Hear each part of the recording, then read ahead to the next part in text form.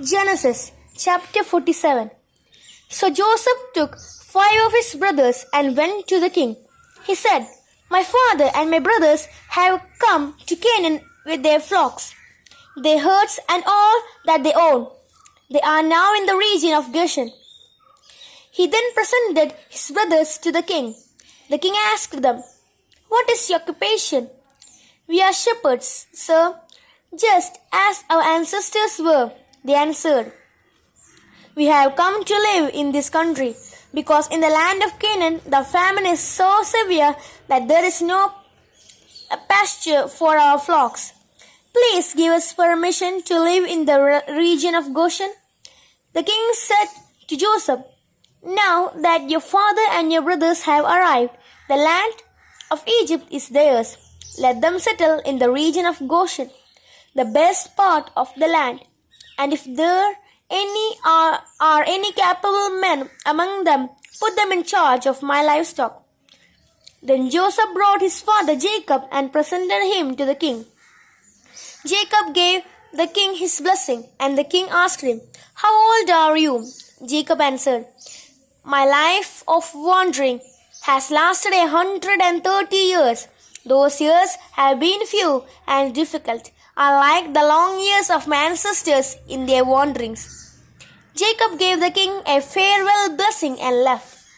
Then Joseph settled his father and his brothers in Egypt, giving them property in the best of the land near the city of Ramesses. As the king had commanded, Joseph provided food for his father, his brothers, and all the rest of his father's family, including the very youngest. The famine.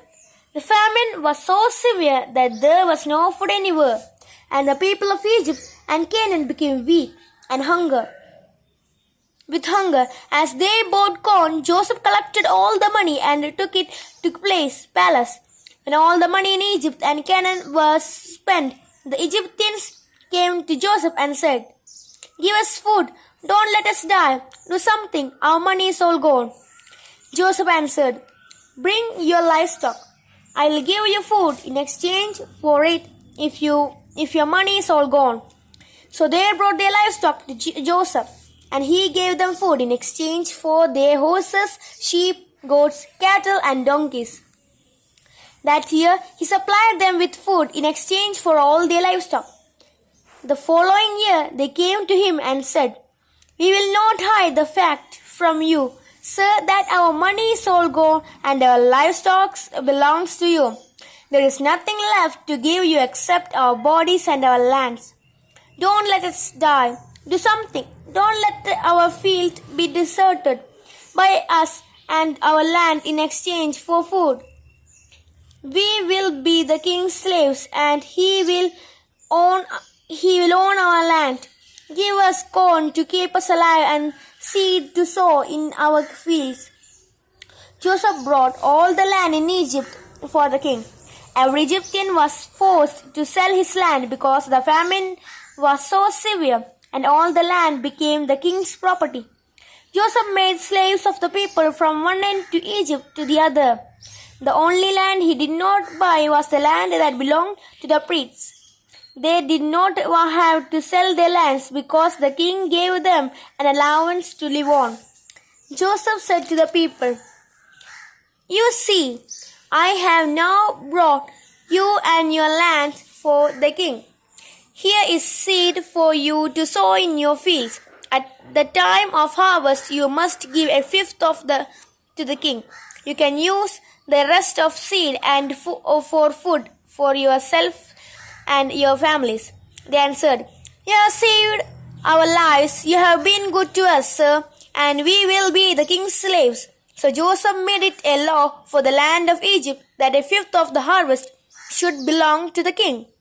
This law still remains in force today. Only the lands of the priests did not become the king's property. Jacob's last request. The Israelites lived in Egypt in the region of Goshen, where they became rich and had many children.